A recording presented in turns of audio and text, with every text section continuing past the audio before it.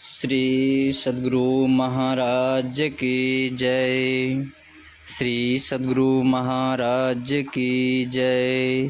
श्री सद्गुरु महाराज की जय। परमाराध्य गुरुदेव का आशीर्वचन सत्संग सुधा भाग 2 से। मनुष्य शरीर अद्भुत है। प्यारे लोगों, मनुष्य का शरीर अद्भुत है।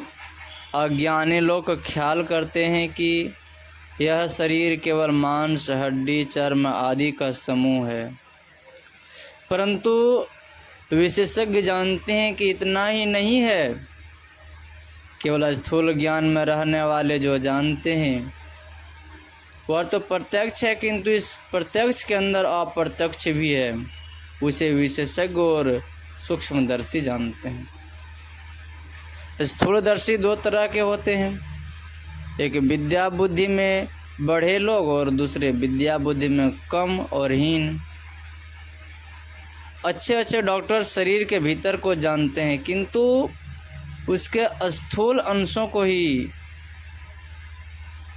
इसके अतिरिक्त जो अधिक जानने वाले हैं वे जानते हैं कि शरीर के अंदर स्थूल भाग के अतिरिक्त सूक्ष्म भाग भी है, जो डॉक्टरी अंतर से नहीं जाना जाता। कोई केवल पढ़ सुनकर समझकर जानते हैं, दूसरे सुन समझ और प्रत्यक्ष पाकर जानते हैं। उन लोगों के ज्ञानानुसार यह शरीर विचित्र है। विश्व ब्रह्मांड में जो सब तत्व हैं, शरीर में भी वे सब ही हैं। यदि अपने अंदर सूक्ष्म तल पर कोई जाए तो उसको सूक्ष्म तल पर का सब कुछ वैसा ही मालूम होगा जैसा स्थूल तल पर रहने से उस तल का सब कुछ मालूम होता है। स्थूल तल पर आप दूर तक देखते हैं और विचरण करते हैं, उसी प्रकार सूक्ष्म तल पर आरूढ़ हुआ दूर तक देख सकता है और विचरण कर सकता है। स्थूल तल पर रहने से आपको मालूम होता है कि स्थूल शरीर में रहता हूँ और स्थूल संसार में काम करता हूँ। उसी प्रकार आप अपने सूक्ष्म तल पर रहें तो मालूम करेंगे कि सूक्ष्म शरीर में हूँ और सूक्ष्म संसार में विचरण करता हूँ, काम करता और देखता हूँ। ब्रह्मांड लक्षणम सर्वदेह मध्य व्यवस्थितम ज्ञान संकलन तंत्र में।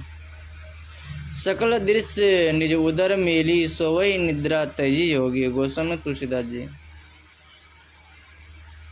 जो जग घट घट माहि समाना, घट घट जग जीव माहि जहानम। पिंड माहि ब्रह्मांड ताहि पार पद तेहि लखा, तुलसी तेहि की लार खोली तिनी पट भीनी भई। तुलसी साहब। सागर मही बुंद बुंद मही सागरो, कवनो बुझे विधि जाने। उत भुज चलत आप ही करे चिन्ह, आप तत्व पछाणे। गुरु नानक साहब। बुंद समाने समुद्र में, यह जाने सब कोय, और समुद्र समाना बुंद में, बुझे बिरला कोय। कबीर साहब कहते हैं। संपूर्ण ब्रह्मांड शरीर में है और सब देवता भी शरीर के अंदर हैं। आँख में चंद्र सूर्य का, कान में 10 दिशाओं का, नाक में अश्विनी कुमार का, मुँह में अग्निदेव का, जिह्वा में वरुण का, हाथ में इंद्र का और पैर में उपेंद्र। वामन अवतार में श्री विष्णु देव ने उन्हें के यहाँ अवतार लिया, जिनके यहाँ इंद्र ने अवतार लिया था।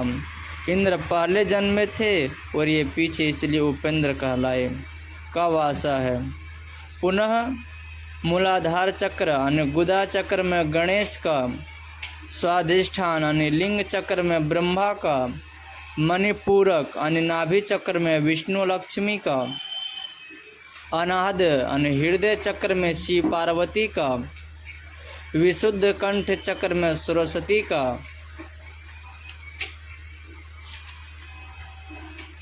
षट चक्र आज्ञा चक्र में शिव का वासा है और परम परमात्मा भी इसी शरीर में विराजमान है।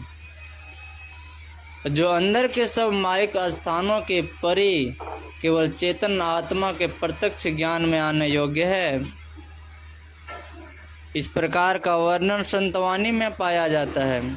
उपयुक्त वर्णानुसार परम प्रभु परमात्मा के सहित सब देव अंतर में है।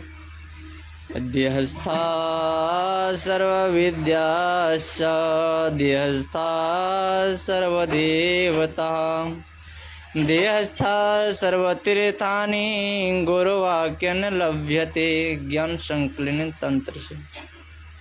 किंतु इसको वही देखेगा जो अपने अंदर में प्रवेश करेगा। भीतर जाने का मार्ग जानिए या कैसे जाना जाएगा? गुरु उपदेश से। इसलिए गुरु की आवश्यकता है। गुरु मुंह से कहेंगे और देखेंगे तो साधना के द्वारा आप ही जब गुरु के कहे अनुकूल साधन करेंगे। कोई कहे कि ये सब ख्याल ही ख्याल है, अर्थार्थ में नहीं, तो कहने वाले कहते हैं कि तुम अभ्यास करके देख लो। अभ्यास करने पर तुमको मालूम नहीं हो तब झूठा बनाओ। वैज्ञानिक ने कहा है कि हाइड्रोजन और ऑक्सीजन मिलाने से पानी होता है। कोई कहे झूठा है तो दोनों गैसों को मिलाकर देखो कि होता है कि नहीं। उसी प्रकार संतों की युक्ति के अनुकूल साधन करो, अवश्य देखा जाएगा। भीतर का काम जो भीतर में होता है वह दिखाया नहीं जा सकता, स्वयं करके देखा जाएगा। जो करने का काम है उसे नहीं करते हैं और कहते हैं कि नहीं होता है। इस तरह कहना अयोग्य है। संतवाणी में जैसी युक्ति बताई गई है उस युक्ति से करके देखिए, तब यदि देखने में नहीं आवे तब झूठा कहिएगा। श्री सद्गुरु महाराज की जय। जय गुरु महाराज।